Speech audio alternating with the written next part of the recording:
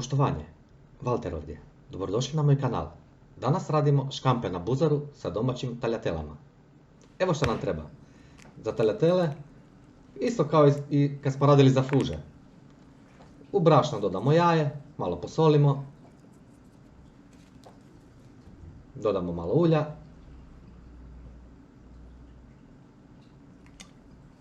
I malo vode.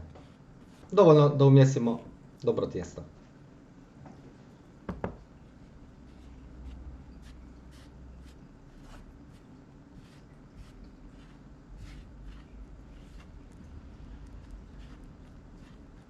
Ista je procedura kao kad smo radili fuže, možete slobodno pogledati taj video ako niste.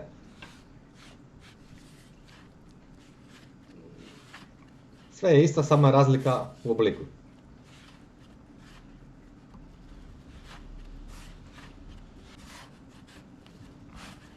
Treba to dobro umjesiti. Ja to inače iz nekog razloga zovem lazanje, ali to su taljatele. Ili lazanje, svejedno. Kako ko voli reći.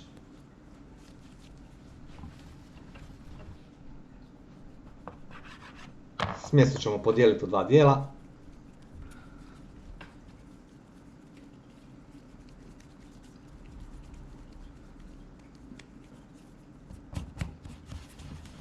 I to je to. Pobrašnimo površinu i razvaljamo tijesto.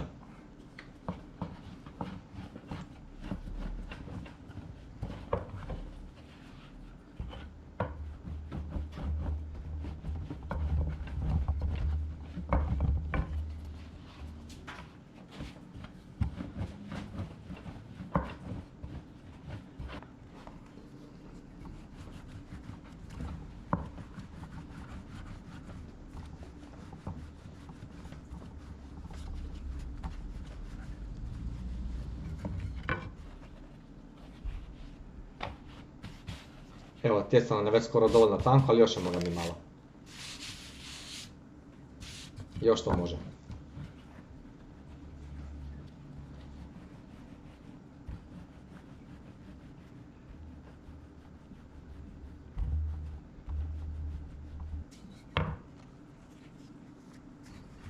Vidite kako nam je lijepo tanko došlo. Super. Znam, procedura je malo dugačka, ali isplati se. Neusporedivo su bolje nego bilo koje kupovine.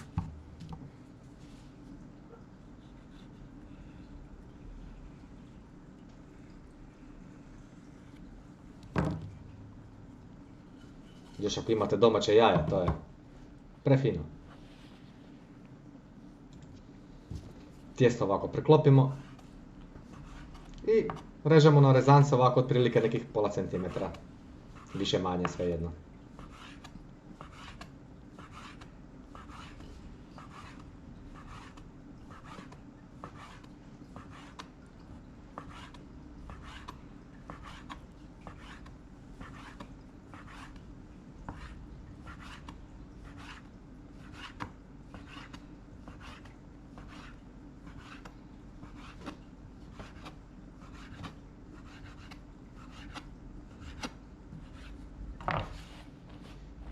Evo kako su nam lijepe došle.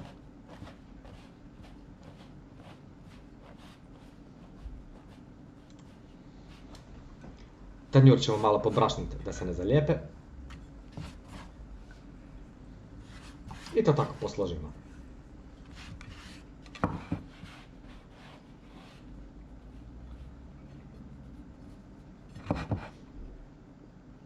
I kao što vidite, od dvije kuglice smo napravili dva lijepa pleha tjestenine. Odlično. A šta nam je potrebno za buzaru? Treba nam češnjak, kapula, peršin, čaša dobroga bijeloga vina, malo pelata, krušne mrvice, otprilike toliko, sol, papar za začin, domaće ulje i naravno škampi. Tu je otprilike nekih 800 grama, cirka, malo manje od kile. Kapulu standardno na kockice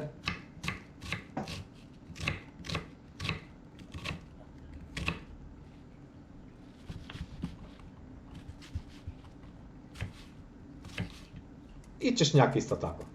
Na sitno.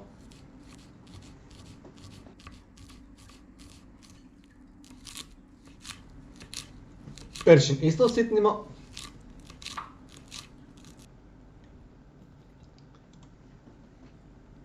Eto, sve smo lijepo usitnili. Spremno je za kuhanje. U padelu ili lonac, kako god zovete, na domaće ulje, zdinsamo kapulu.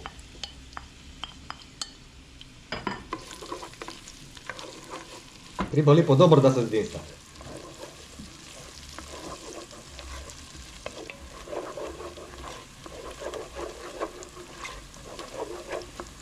Znate već sami da treba da pozlati, da bude lijepo zdinstano.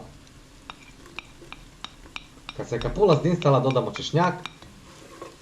I odmah čim malo pusti aromu, ćemo ubaciti peršin.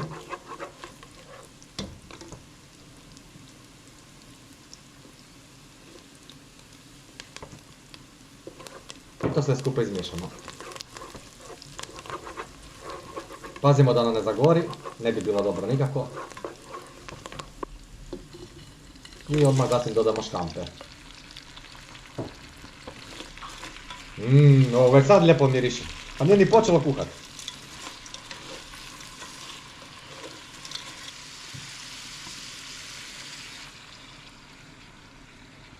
Prelijemo sve lijepo sa pelatama.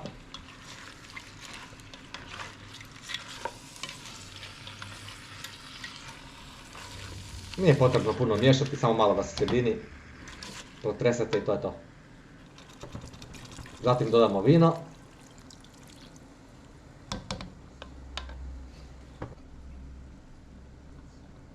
I krušne mrvice.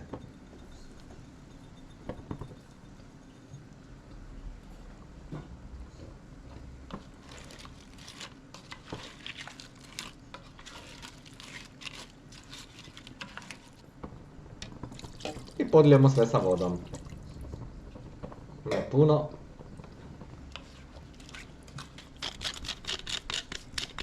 Začinimo sa začinima. Papar, sol. Naravno ko koliko voli. I to je to. Pustimo da nam buzara kuha 20 minuta. Nakon 20 minuta ona je gotova. Voda nam je zakuhala za tjesteninu. Tagliatelle, evo kako su nam došle lijepe tanke. Fenomenalno.